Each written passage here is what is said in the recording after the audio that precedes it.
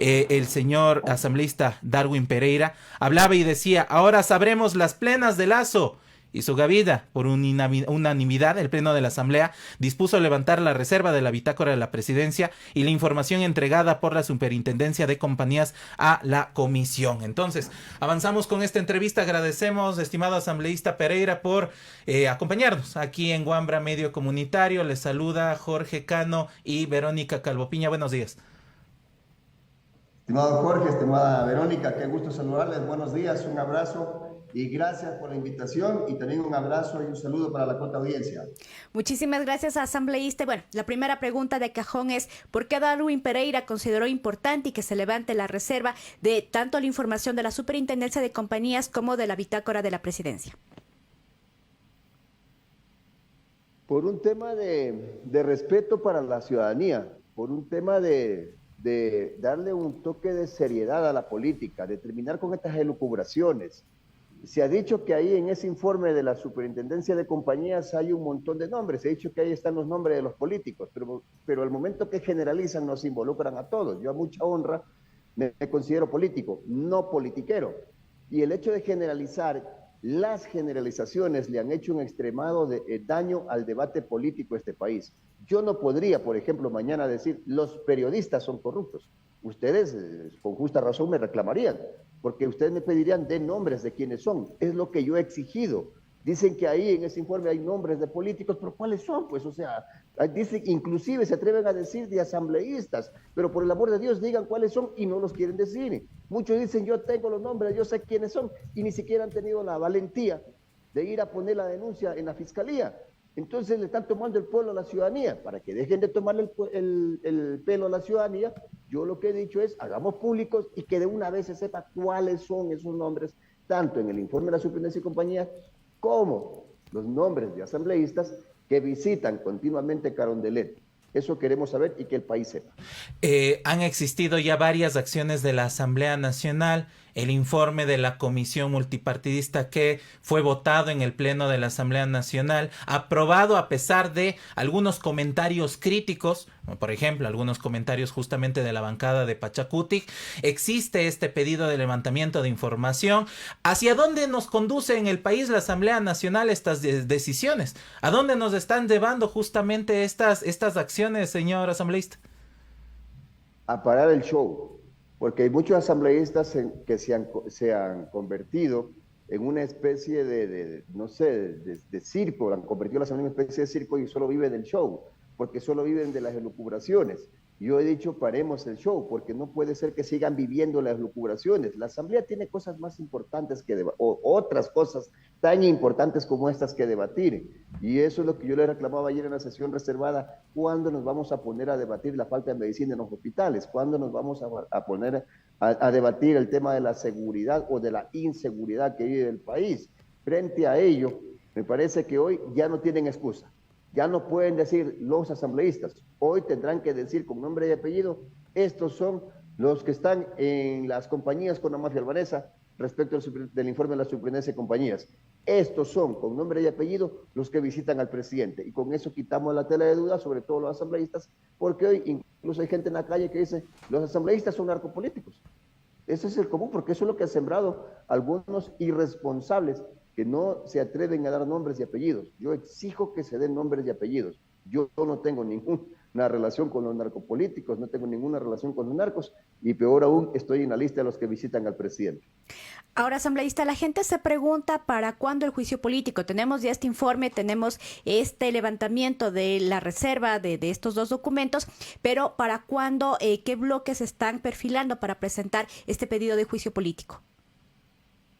Ha sido el bloque de UNES quien ha dicho que va a presentar el juicio político a finales de esta semana o quizás a principios de la otra. Al menos eso es lo que he conversado hasta ayer con ellos. Obviamente tienen razón en el argumento de ellos que nos dicen que están preparando todos, absolutamente todos los posibles blancos que podrían quedar libres para que la Corte Constitucional no bloquee el juicio político. Recordemos que la Corte Constitucional es la que tiene que al final del día dar luz verde. Muchos dicen que la Corte tiene la última palabra. Yo he dicho que la Corte tiene la primera palabra, porque si la Corte no da luz verde para el juicio, no hay juicio, es decir, ni siquiera se inicia. Si la Corte da luz verde, me parece que otro va a ser el cantar Y si la Corte da luz verde para el juicio político, los días de Guillermo Lasso estarían contados. Hay justamente crítica desde varios sectores políticos a la gestión del primer mandatario. Usted, desde la posición ya más personal como Darwin Pereira, ¿aprueba que avance un juicio político con posible dictamen de destitución del presidente de la República? Yo soy un político serio. Yo voté a favor del informe y por lo tanto eso quiere decir que estoy a favor de un juicio político. Estoy a favor de un juicio político. El presidente Guillermo Lasso debe irse de la presidencia. No debería esperar un juicio político. El presidente Guillermo Lasso, por decencia, debería renunciar y debería entregarse a las autoridades, porque al ritmo que vamos, el señor Guillermo Lasso va a terminar siendo cómplice de todo este estado catastrófico de corrupción que cada día se destapa en el país. Y quizá es la misma posición que mantiene toda su bancada del bloque de Pachacuti. Y digo porque hay posiciones contrapuestas, lo nombraba, incluso críticas al informe de la comisión. Luego esta representación, salió un comunicado que iba a juicio político firmado por el presidente de la Asamblea. Una de las asambleístas firma como Pachacuti, pero es criticada porque se dice que ya no está en Pachacuti. Y entonces un poco nos marean a la ciudadanía. ¿Cuál es la posición de la bancada de Pachacuti frente a este tema? Hemos sido nosotros claros y tajantes. La señora Mireya Pazmiño, a quien respetamos y queremos mucho, y es una gran amiga, no pertenece a la bancada de Pachacuti, por lo tanto sí hemos rechazado que firme como Pachacuti. No es afiliada a Pachacuti, por lo tanto no puede firmar como Pachacuti. Y en consecuencia, al estar separada pues de Pachacuti, al no ser afiliada, no está bien que se tome nuestro nombre. Eso más bien yo les he dicho a la mayoría, a la gente que está en la mayoría, a los que están en la mayoría, que eso exacerba los ánimos en Pachacuti, por un lado. Por otro lado, hemos sido claros en nuestros mensajes de varios asambleístas que hemos dado declaraciones a los medios de que estamos a favor del juicio político, no porque nosotros querramos como tal, per se yo sí quiero. Sin embargo, nosotros siempre, al estar en un colectivo, analizamos en colectivo. Y este fue un análisis que se hizo al interior de la bancada de Pachacuti y se ha decidido al interior de la bancada apoyar el juicio político. Consecuentemente, hay una disposición de la bancada, vamos por el juicio político, no solamente vamos a votar para que se apruebe el juicio político, vamos a votar para que en la censura, cuando se necesiten los 92 votos, van a estar los votos de Pachacuti. Ahora, el día de ayer se hicieron unas revelaciones de audios que apuntaban la participación, de dos generales de la policía en todo este tema. Y ahí quisiéramos saber si también la Asamblea ha pensado en continuar las investigaciones, por ejemplo, sobre otros frentes que se abren en este caso. Mire, los audios revelados el día de ayer avergüenzan a la Policía Nacional, porque prácticamente nos colocan a los ecuatorianos en el análisis, en el debate, en la preocupación de qué clase de oficiales estamos formando. Oficiales para que nos protejan a la ciudadanía u oficiales para que protejan a una autoridad que está involucrada en actos de corrupción. Porque ese es el debate que se dan esas llamadas telefónicas. Ellos discuten, ¿no? Y la general Tanya Varela dice una cosa, el general Vargas dice otra cosa, y al final del día lo que están ahí lucubrando es cómo proteger al presidente de la República. Discúlpeme, pero mis impuestos no pueden ir para pagarle a este tipo de generales que hacen quedar mal al uniforme de la Policía Nacional, porque se supone que la obligación de todo funcionario público, inclusive de la policía y mucho más de la policía, es combatir la corrupción en cualquier estado, en cualquier funcionario en el que se le encuentre. Y no es posible que estos generales en esas conversaciones se confabulen para defender al presidente Lasso cuando tienen en sus manos, incluso un general dice, le hemos puesto hasta corazón a esto, y en pocas palabras tenían en sus manos todo el informe en el que le involucraba al presidente de la República. ¿Acaso lo hemos mandado ahí para que protejan al presidente de la República cuando está involucrado en casos de corrupción? Me parece que es una falta de respeto y una desvergüenza, o mejor dicho, una vergüenza nacional, estos generales que se han formado en nuestra policía con nuestros impuestos, con nuestro dinero. Y justamente era una de las observaciones que se realizaba al informe presentado por la Comisión Multipartidista de Seguimiento de este caso. Si bien era evidenciar cuál era el objetivo, era evidenciar cuál era el vínculo del presidente de la República, pero existen otros funcionarios, hay la institucionalidad que está puesta en jaque en este momento por los vínculos y actos de corrupción, las empresas públicas, Gas, Flopec, Petroecuador, en fin. En la Asamblea Nacional, ¿cómo se está asumiendo justamente esta crisis que existe hacia la institucionalidad por estos vínculos, posibles vínculos de corrupción? El día de ayer entiendo que han sido separados los dos generales que todavía quedaban, porque obviamente la general Tania Varela ya no está en la institución policial, han sido separados. Sin embargo, sí hay un debate al interno de la Asamblea respecto de si separarlos a lo mejor no, más bien será un premio, ¿no? Y ahí es cuando uno entra al análisis. Nosotros como asambleístas, que a lo mejor mucha población dirá, ¿y por qué no hacen algo? Lamentablemente no tenemos facultad legal para actuar sobre los policías, ¿no? Aquí a quien le corresponde es a la señora fiscal, una señora fiscal que le queda debiendo muchísimo al país, porque lo último que hemos sabido de ella es que se pega un par de shows por ahí con allanamientos, ¿sí? Para simplemente que salgan las noticias y nada más.